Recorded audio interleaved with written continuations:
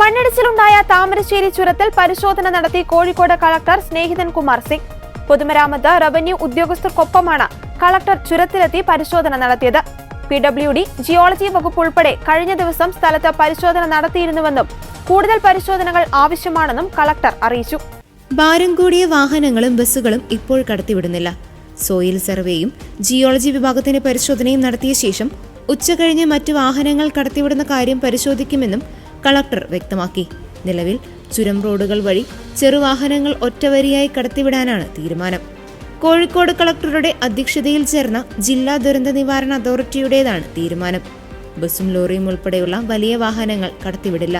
വ്യാഴാഴ്ചയും താമരശ്ശേരി ചുരത്തിലെ വ്യൂ പോയിന്റിന് സമീപത്തും മണ്ണിടിഞ്ഞിരുന്നു. തുടർന്ന് ഇതുവഴിയുള്ള ഗതാഗതം പൂർണ്ണമായി നിരോധിച്ച് കോഴിക്കോട്, വയനാട് കളക്ടർമാർ ഉത്തരവിട്ടിരുന്നു.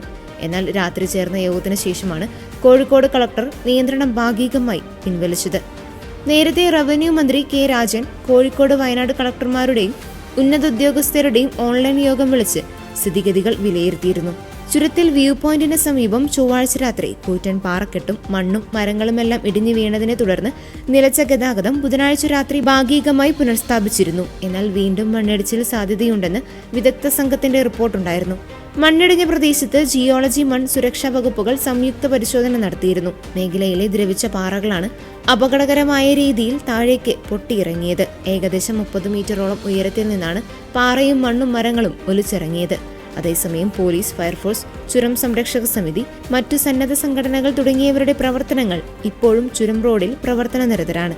മണ്ണിടിഞ്ഞ ഭാഗത്തെ അവശിഷ്ടങ്ങളും മറ്റും നീക്കുന്ന പ്രവർത്തനങ്ങളും നടന്നുകൊണ്ടിരിക്കുകയാണ്.